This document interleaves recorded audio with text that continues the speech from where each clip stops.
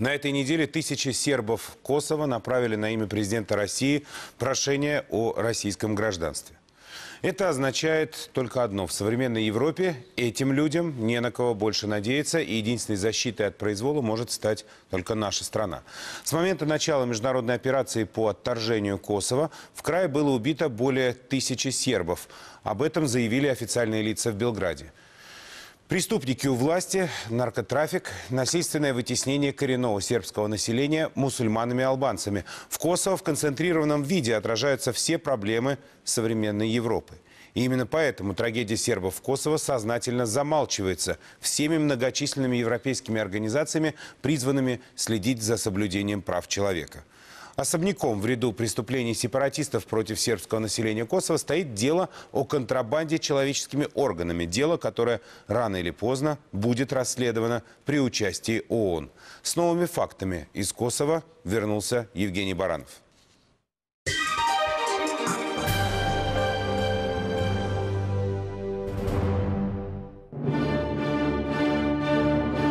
Здесь, на сербской баррикаде в Зубче, на севере Косово, на фоне здоровенных сербов, маленький норвежец Кристиан Каш был бы и вовсе незаметен, если бы не шарф с сербским гербом, который он повсюду таскал с собой.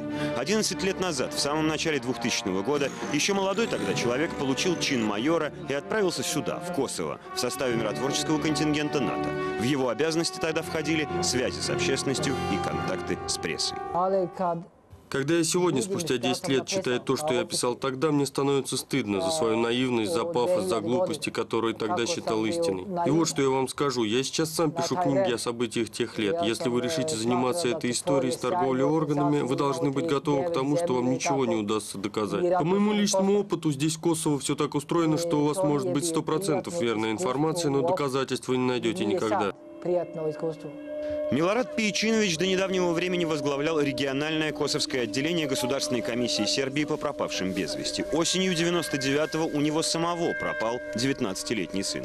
Все эти годы, пытаясь разыскать сотни бесследно исчезнувших, он надеялся, что среди них будет и его ребенок. Живя в центральном Косово в полном албанском окружении, он просит снимать его так, чтобы лицо оставалось в тени. Все данные, которыми мы располагали, в конечном счете сводились к тому, что организатором этого бизнеса по торговле людьми был нынешний премьер Косово Хашим Тачи, а дистрибьютором Бернар Кушнер, в то время глава миссии ООН в Косово. В 2009-м, не зная, как поступить с этой информацией, я рассказал обо всем этом журналистам. Будимир Ничич, собственный корреспондент радио «Голос Америки» в Косово и ведущий программы «Свободно» по-сербски на региональном телеканале. Именно он беседовал с родственниками пропавших без вести косовских сербов за несколько дней до приезда сюда, тогда уже министра иностранных дел Франции, Бернара Кушнера. У меня бы просто не было другого шанса задать Кушнеру этот вопрос. Вопрос о том, что он сам думает, о том, почему сербы обвиняют его в причастности к торговле органами их родственников. У него был миллион вариантов того, как ответить, но мне даже не могло присниться, что ответ французского дипломата будет таким. Думаю, что такая реакция, что бы за ней ни стояла, весьма симптоматична.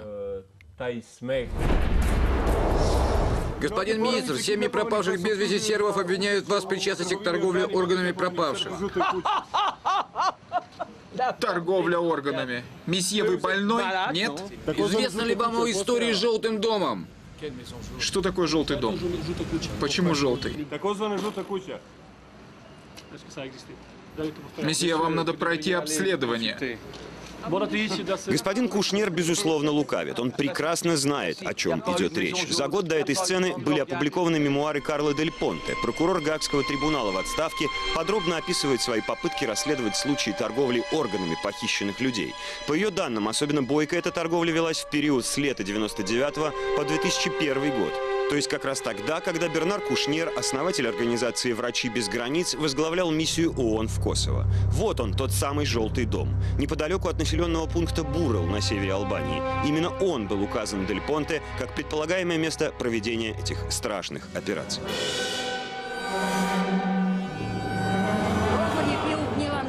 Лагерь их был в Гнилане, в интернате. Это американский сектор.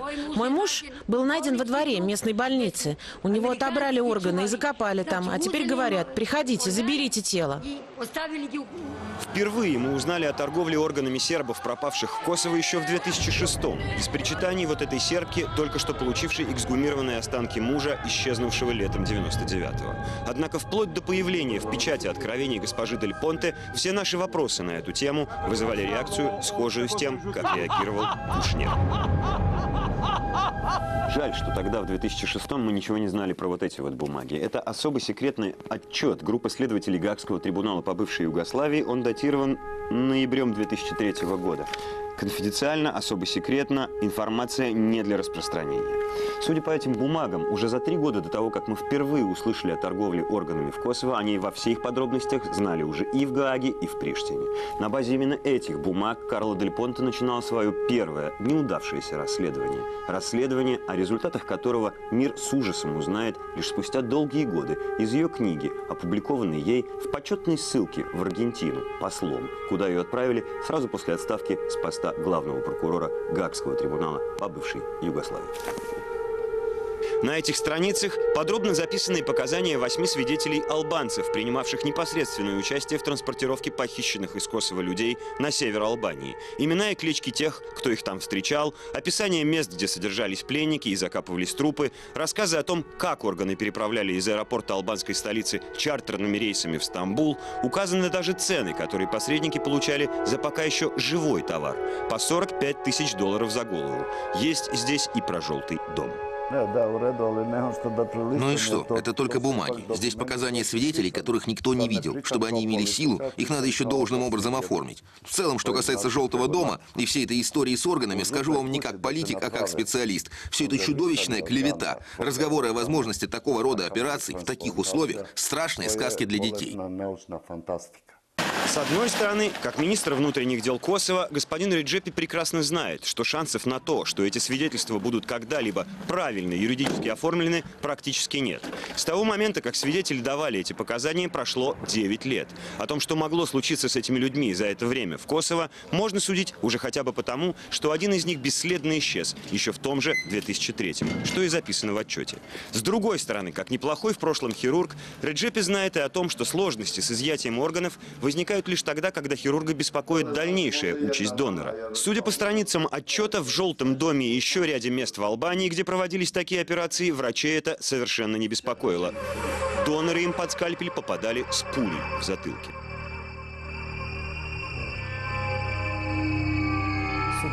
Несмотря на то, что расследование дела о так называемом «Желтом доме» уже было проведено ранее в рамках компетенции миссии ООН, наши следователи только что закончили повторное расследование, в ходе которого не нашли никаких доказательств того, что это место как-то связано с историей о торговле органами. Было бы странно, если бы следователи из миссии Евросоюза что-то вообще нашли. Спустя почти 12 лет молчания и после событий, сейчас, после того, как история «Желтого дома» стала нарицательной и привела к ряду международных скандалов. А главное, после того, как все уже было найдено следователями миссии ООН еще в 2004 году. Тогда никаких последствий проведенное расследование не имело, но был собран целый ряд технических доказательств. Это медикаменты, медицинские контейнеры и даже следы крови. Однако и эти найденные доказательства странным образом были уничтожены. Я за свою практику впервые столкнулся с тем, чтобы кто-то через 2 года после расследования уничтожал все улики, которые могли бы сейчас иметь решающее значение. Это интервью, которое швейцарский сенатор Дик Марти в январе этого года дал агентству Албинфо, сразу после обнародования в Парламентской ассамблее Совета Европы его нашумевшего доклада о торговле органами в Косово. Потрясенный тем, что информация, опубликованная Карлой Дель Понте, столько лет скрывалась от европейской общественности и правосудия, он провел собственное расследование, в ходе которого, кроме всего прочего, установил, что к этому бизнесу имел отношение нынешний премьер-министр Косово Хашим Тачи. Под кличкой «Змей» Тачи в те годы возглавлял самую жестокую дренецкую группировку, боевики которой входили в состав армии освобождения Косово. И ООН, и Гаагский трибунал, и миссия Евросоюза уже 3 раза проводили расследования, а результатов 0. Дуэт Дель Понте и Дика Марти прославился своими научно-фантастическими выдумками. Реальность же совершенно другая, и правосудие еще скажет свое слово. В интервью нашей съемочной группе Хашим Тачи лишь намекнул на то, что Дика Марти ждут серьезные неприятности. Однако, по словам председателя Комитета Государственной Думы по международным делам Константина Косачева, чья подпись стоит первой под предложением заслушать доклад Дика Марти в Страсбурге, швейцарец уже сейчас попал в очень сложное положение. Недавно, лишившись статуса депутатской неприкосновенности, он сам в любой момент рискует оказаться в суде по обвинению в клевете. Кроме того, Марти не доверяет следствию, которое сейчас проверяет приведенные в его докладе факты. Это не независимое расследование. Сам Марти мне рассказывал, что он не может этим людям выдавать свои источники информации, потому что он знает, что в этой миссии, вокруг этой миссии очень много людей, которые открыто симпатизируют Косово, идее независимости. А это значит, что есть риск подставить свидетелей, подвергнуть риску уже их безопасности, уже их жизни. На сегодняшний день темой органов в Косово занято уже 3 следственные группы. Одна ничего не нашла в Желтом доме, другая с самыми широкими полномочиями проверяет доклад Дика Марти, третья довела, наконец, до суда дело о косовской клинике «Медикус» в Приштине, где тоже проводились незаконные операции по трансплантации человеческих органов, но только уже в 2008 году. Зачем связывать эти слишком далекие друг от друга события? У нас нет доказательств того, что дело частной клиники «Медикус» хоть как-то связано с другими делами о торговле здесь человеческими органами. Клиника «Медикус» была основана в 2000 году, как раз в тот момент, когда бизнес по торговле людьми в Косово был на подъеме. Ее профиль – урология, вероятно, самая актуальная проблема в разоренной войной провинции.